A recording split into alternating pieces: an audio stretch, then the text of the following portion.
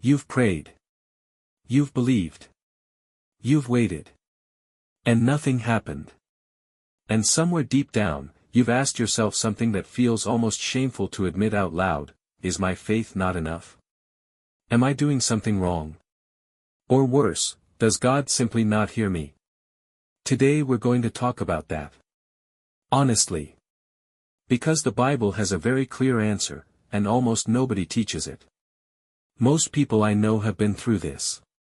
They pray, they believe, they wait, and at some point the silence becomes unbearable. And the first thing we do is blame ourselves. I don't have enough faith. I'm not good enough.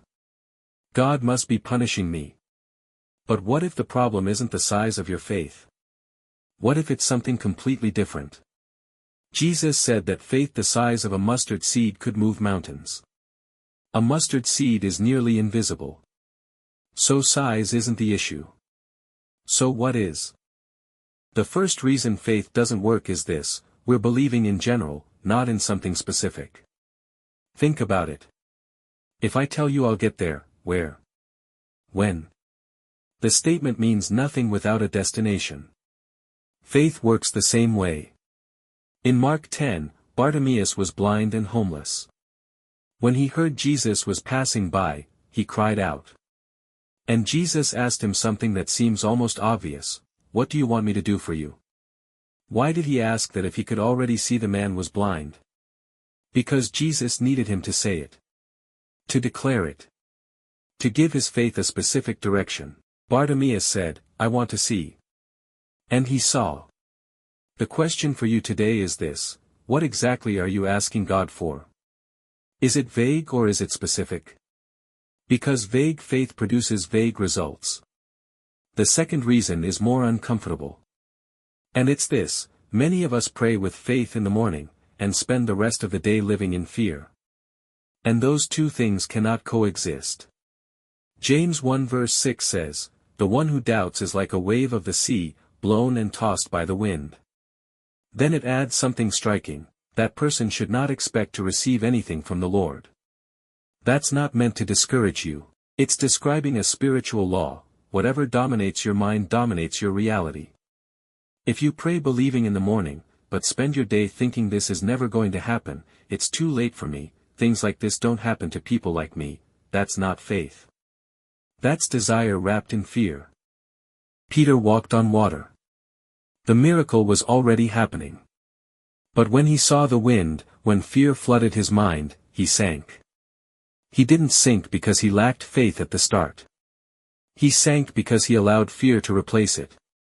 The question is, which do you spend more time thinking about, what you believe God can do, or what you're afraid won't happen? And this third reason changes everything. Sometimes faith doesn't seem to work because what we're asking for isn't aligned with what God has for us in that season. That doesn't mean He's ignoring you. It means He sees something you don't. Paul asked God 3 times to remove what he called a thorn in the flesh. 3 times. And God said no. Did Paul's faith fail? No. God simply had a greater purpose in that struggle. Mature faith isn't faith that demands the outcome I want. It's faith that trusts even when the answer looks different than expected. Abraham waited 25 years for Isaac. Joseph went through prison before the palace. Their faith didn't fail, God's timing was simply different from theirs. And here's the key that changes everything: real faith doesn't only believe that God can. It trusts that God knows better than you do, when, and how. So if today you feel like your faith isn't working, ask yourself these 3 questions. Does my faith have direction? Do I know specifically what I'm asking God for? Am I believing with my words but fearing with my thoughts? Am I trusting His timing, or only my own? Faith isn't a magic formula. It's a relationship. And like every relationship, it requires honesty, patience, and trust, especially in the silence. The mountain doesn't always move all at once. Sometimes it shifts a little every day. But it moves. If this video spoke to you, subscribe. Every week we upload biblical stories and reflections you won't find anywhere else. And let me know in the comments, Which of these 3 reasons resonated with you most today? See you in the next one.